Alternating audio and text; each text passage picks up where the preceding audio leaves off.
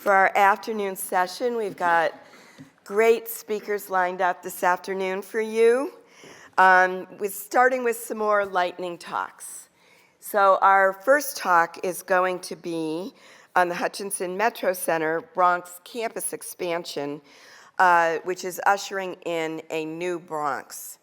You heard Chris Horch talk this morning about the Manny Institute, which is a lab development of Bronx High School.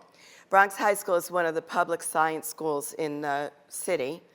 They actually have 8 Nobel laureates, and some of their graduates include the founder of Regeneron, Neil deGrasse Tyson. Just huge scientific heavyweights have graduated from the Bronx Science School. And they have just built this 10,000 square foot state-of-the-art laboratory, which they are sharing with other high schools, colleges, and community colleges along what is called the Bedford Mile in the Bronx, which is an educational mile. The development you're about to hear about is going to transform the Bronx, transform Albert Einstein Medical School, transform Montefiore Health System, the Botanical Garden, the Wildlife Conservation Society, Fordham, and Cornell. You don't often hear about science going on in the Bronx, but some of the most exciting science in the city is taking place there right now, and we're going to start highlighting it as part of this new development. So following the Hutchinson Metro Center, which will be delivered by Megan Guy, the Senior Vice President of Development for Simone Development Companies, Harris Goldstein, the Associate Dean for Scientific Affairs and the Director of the Einstein-Rockefeller CUNY Center for AIDS Research, will be talking about what's happened at the Albert Einstein School of Medicine in the last several years. It's just been phenomenal. There's been a complete transformation of their faculty. They have just received a major upgrade on their cancer designation by the National Cancer Institute. And they have received new philanthropic donations, new NIH grants that they have not seen before. So it's a very exciting time in their history. And then we have a brand new development in New Jersey, the Northeast Science and Technology Center, which has just opened a state-of-the-art life science campus. The developer, Onyx, will be talking, Matt Flath, the Senior Vice President of Asset Management. And Onyx has also landed the consumer arm of Johnson & Johnson, which has just spun out of the larger pharmaceutical company and has located in another one of their facilities. So lots to talk about in the next round of lightning talks, and here we go. Great. Nancy, thank you so much for having us here today. I'm Megan Guy, Senior Vice President of Development for Simone Development Companies. The Hutchinson Metro Center was developed and is currently owned by Simone Development Companies. It's considered one of the most successful commercial developments in the Bronx. It is a 4-building, 1.4 million square foot campus. Today it is mixed use, featuring healthcare, office, hospitality, and retail. We are currently in pre-development for an expansion of the campus. We will be adding 1.8 million square feet. When we're complete, the campus will be an innovation hub for healthcare, academics, life sciences, and hospitality, totaling 3.4 million square feet across 75 acres. We're located in the Bronx, at the center of the life science ecosystem. We're uniquely situated at the center of 5 major life science clusters. We're obviously in New York City, but we have connection to Westchester County, Boston, Connecticut, and New Jersey. We are getting a new Metro North station, so 4 new Metro North stations are coming to the Bronx. We will be getting one directly on our campus. With the new Metro North station, we will have access to Penn Station in 22 minutes. From Penn Station, we'll be able to get to New Jersey. Traveling north, we'll have connection through Westchester into Stamford and then transfer to Boston. The Bronx is very diverse. Over 75 languages are spoken on the streets. There's a rich culture in the Bronx as well. The Bronx is the home of hip hop. There's actually a new hip hop museum opening, I think it was now 2025. But that museum is actually, there's partnership with Microsoft and MIT. So there's a lot of technology being incorporated with the museum, which is really exciting. We also obviously have the Yankees, Arthur Avenue, and a number of institutions, including Albert Einstein College of Medicine, which we'll be hearing from Harris in a couple minutes, the Bronx Zoo, and the Botanical Garden, along with a number of other educational institutions, including Fordham University, Manhattan College, Lehman College, and a number of renowned high schools, including Bronx Science. And this map just shows where we're located. We're located in the northeast Bronx. Montefiore is on our campus, along with Mercy University. Albert Einstein College of Medicine is located across the train tracks from us. Combined between Albert Einstein and the Hutchinson Metro Center, the two campuses represent 110 acres and over 6 million square feet. And then you can see the proximity to other institutions within the Bronx, including the zoo, the Botanical Gardens, which both have a lot of research of their own. So this is an aerial of our campus. The North Campus is existing. Montefiore's Ambulatory Care Center is existing on our campus today. It's 280,000 square feet. There's 12 operating rooms. It's essentially a bedless hospital. Anything that can be done there that doesn't require an overnight stay happens there. And then you'll see on the south is the campus expansion. On the east, we have the Hutchinson River Parkway. We are working towards getting a new ramp, which will provide direct access from the Hutchinson River Parkway into our campus, which is huge, as well as the new Metro North station right on our campus, and then Albert Einstein College of Medicine is across the station. The new Metro North station will provide direct access to Albert Einstein.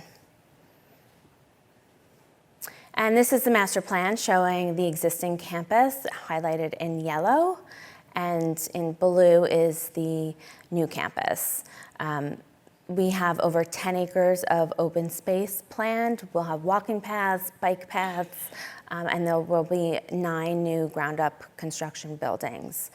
The first building we are planning will be 350,000 square feet and a mix of both healthcare and life sciences. And then this is just a rendering of the expansion itself. We do have a lot of parking on here. Being in the Bronx, we do have public transportation, but it's unique in the sense that the campus somewhat acts as a suburban campus as well. So parking is very important. It's important for the healthcare component as well. We'll be adding 1.2 million square feet of new office, medical, and research space, as well as academic space. We are looking to add a nursing school, an engineering school, as well as retail, a 130-room hotel and conference center, and we will have 250 residential units that will be dedicated only to those working or researching on campus. We are looking to start construction next year, and that will be on the site work, and then the following year we'll start vertical construction. So we are very excited. This has been a project many years in the making. I've been with Simone for 7 years and started day one on this, so we're finally at the finish line and can't wait. We've have a great relationship with Einstein and Montefiore, and given the proximity to this amazing institution, we're very excited for the opportunities ahead. Great. Thanks a lot, and very, very exciting times in the Bronx. And as Megan said, it's a lot easier to park in the Bronx than it is to park around here. I don't know if anyone had the experiences we've all had. But just going to give you a brief overview of Einstein and, again, the tremendous synergism that has been generated with our acquisition by Montefiore Medicine. And Einstein is one of the major research institutions in New York City, and the only major research institution located in the Bronx. A full-time faculty of over 1,800 people, 310 investigators funded by grants, over $200 million of NIH funding a year, and almost $300 million total grant funding, 7 NIH-funded research centers, 10 centers of excellence, and we have over 50 shared facilities and cores. And again, as I'll be discussing, these cores are made available to incubator companies and biotech and life science companies as well to assist them. We have a large medical school, 732 students, 190 PhD students, 120 MD PhD students, 250 postdocs, 29 master's students, and 7 bioethics students. So again, we have an incredibly robust, high-powered scientific educational research center. We're part of Montefiore Medicine, and that's really given us tremendous capacity for synergism between Montefiore's clinical care services and our basic clinical, translational, behavioral research component. We're located in the center of a major emerging biotech hub, as Megan talked about in the Bronx. And I mean, it's boomtown in the Bronx. And we really are very excited about the potential synergism and our ability to facilitate the growth of biotech and biotech companies in our area. Montefiore Medicine itself is huge in terms of being an academic health system. It's located in the Bronx, Westchester, and Hudson Valley. And in the past 10 years, it's really dramatically increased its affiliation. So now it's affiliated with 11 hospitals, 200 ambulatory care locations throughout the Bronx, Westchester, Hudson Valley. Many of you may have seen billboards for Montefiore when you're driving up at Westchester, because a major area of growth, 40,000 associates, $6.5 billion of operating revenue, over 2,400 providers, and again, multiple centers for clinical excellence in treatment. Einstein, in the strategic planning process, identified 4 major areas of research to focus on, and these are all supported by NIH-funded centers. And many of you know that's incredibly competitive. That means you're the best in the country in those particular areas. Focuses on cancer, stem cell research, brain health and science, infectious disease, immunity, and aging and metabolism. Now, these are all interconnected by a clinical translational research center that's funded by the NIH. The idea behind this is not to have silos, to have areas that are working in the brain or heart or liver or kidney or different diseases, taking advances made in one area and applying them to different areas. Also moving advances from the bench into the hospitals to develop new therapeutics. And what drives that at Einstein is this Clinical Translational Research Center. NIH funded, recently renewed in the past few months for $30 million over 7 years from the NIH to continue this. And again, there's a tremendous area of synergism applicable to the work that Megan and Simone are doing in development.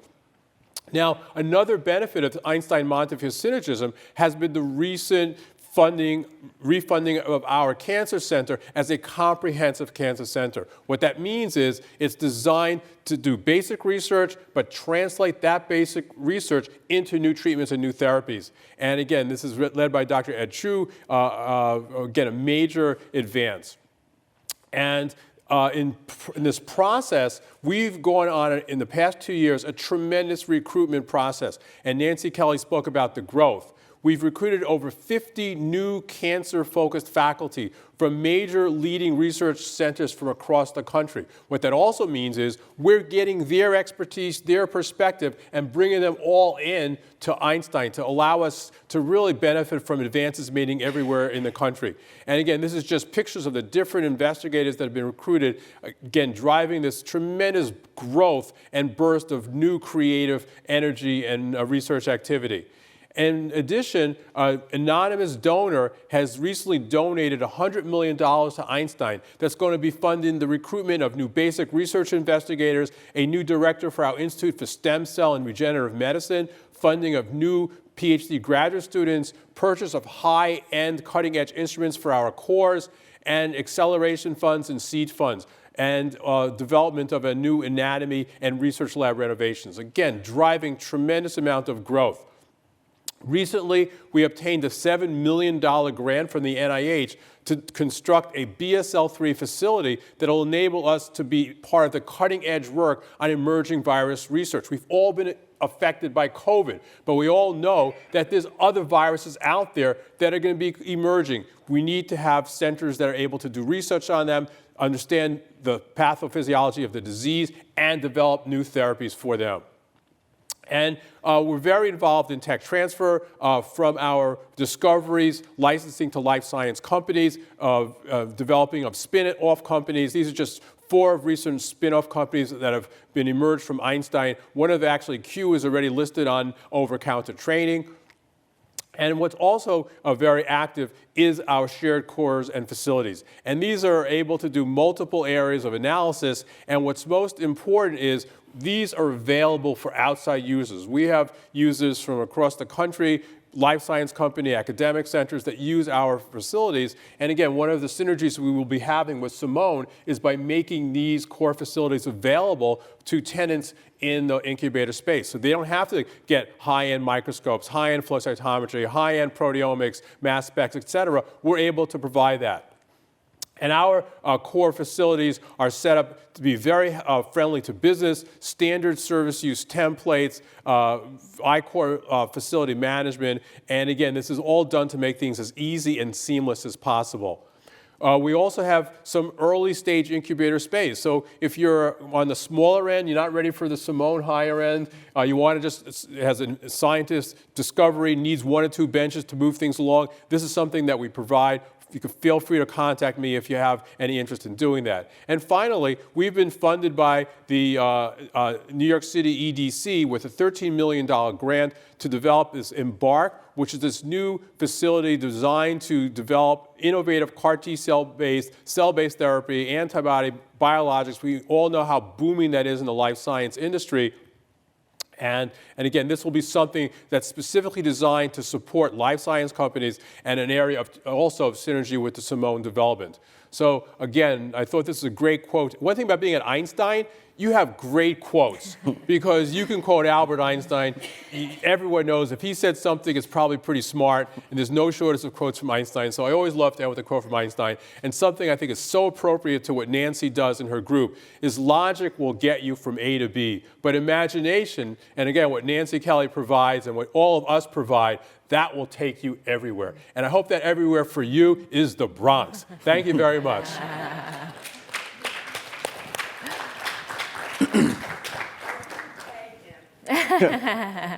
Thanks, Harris. Hi, everyone. My name is Matt Flath. I'm Senior Vice President of Asset Management for Onyx Equities. For those of you who don't know, Onyx is, we founded in 2004. We are owners, operators, developers of commercial real estate, essentially across all asset classes. Our portfolio is currently around 11 million square feet, everything within a 2 to 2.5 hour drive of New York City. And I'm here today to talk about our newest and personally to me, our most exciting new project, the Northeast Science and Technology Center, formerly Merck's global headquarters. So from a location perspective, we are located in Kenilworth, New Jersey, which is in Union County. We are adjacent to the Garden State Parkway, exit 138, about 2 miles south of I-78. We're 12 minutes from Newark Airport and about 14 miles from New York City. So from a locational perspective, this offers an opportunity for a large-scale life science development in an otherwise very infill, very densely populated area. When people find out about the campus, the question we get all the time is, where has this been? It's 108 acres in the middle of one of the densest parts of our country, and it's been owner-occupied since its original development almost 90 years ago. We acquired the property from Merck in February. They acquired it through the acquisition of Shearing Plow back in the early 2000s. And the campus is, so switch to the next slide here, it's 108 acres, 12 buildings, roughly 2 million square feet. And what we're most excited about is the condition in which Merck is leaving the property to us is of a Class A level. Merck overbuilt, and when I say overbuilt, I mean overbuilt in a good way. They overbuilt everything on the campus, the infrastructure, the quality of the lab space. Of the 2 million square feet, there is roughly 500,000 feet of office space. The other 1.5 million is existing R&D lab research vivarium space. And of that 1.5 million square feet, about 1.2 has all been newly renovated in the past 5 to 10 years. So we're essentially infusing into the market the ability to offer 1.2 million square feet of Class A newly renovated lab space, which in a otherwise capital-starved market, we found to be very, very compelling. The existing conditions you see here show and this doesn't have a laser pointer, but if it did, I would point to the two buildings that form an L on the southern, against the Garden State Parkway, and the figure 8-shaped building next to it. Those are the 3 main office buildings. To the left of the figure 8-shaped building is the building known as 11 Nesh Drive, which is a roughly 280,000 foot R&D building. That is, of the 1.5, that's the roughly 300,000 feet that is not newly renovated. So we actually have a capital plan to fully renovate, gut renovate, reskin, redevelop that building. The bones and the infrastructure that Merck has left to us are extremely robust. The building has 300 pound per square foot load capacities on the first floor, lower level, and second floor. There's 20 foot floor to floor heights on all 3 floors. So it gives really good opportunity to convert some of that building into biomanufacturing use, being you have that clear height necessary to house the equipment. The final building, which is, if you see the large building on the top right corner, is known as 15 Nesh Drive. That is actually still Merck's global research headquarters. They lease that building back from us through the middle of 2025. And that building is 1.2 million square feet and houses all of the newly renovated lab space. It's broken up into 8 pods of about 120,000 feet. So one of the other very exciting things about the campus, and particularly this building, in addition to the fact of the sheer quantity of available lab space, it's designed in a way where it's essentially 8 independent buildings connected by 2 central spines that run between all the buildings. So from an MEP utility perspective, structurally, fire separation, even from a security perspective, they operate as 8 independent buildings. So we're going to be offering this building not as a single tenant 1.2 million square foot building, but as an opportunity to break it down into as small as individual 120,000 foot blocks. So in addition to the great existing infrastructure that exists on this site, we do have some exciting redevelopment plans for the campus as well. So I'll switch to the next slide, which shows our master plan is in development, but this gives a sense as to what our vision is for the campus.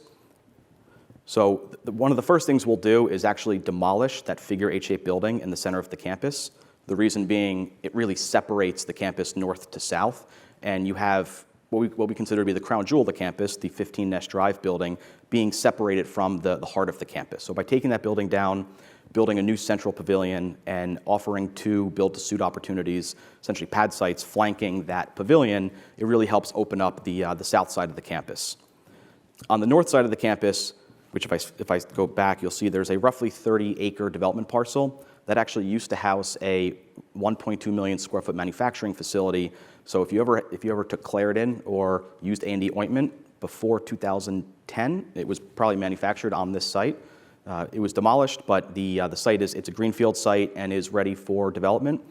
The zoning on the site is extremely flexible, and we have the as-of-right ability to build up to 3 million square feet on that campus, in addition to the 2 million that exists today. This concept plan doesn't show 3 million square feet because you'd end up in an extremely vertical environment, but it shows a roughly million square foot development, 5 buildings ranging between 100 and 200,000 square feet. So in addition to the existing structures and our development plans, again, one of the additional compelling reasons that has generated a lot of interest in the campus is the utility infrastructure that exists on the site. So Merck spent close to $50 million about 5 years ago building a new substation, electrical substation on the campus.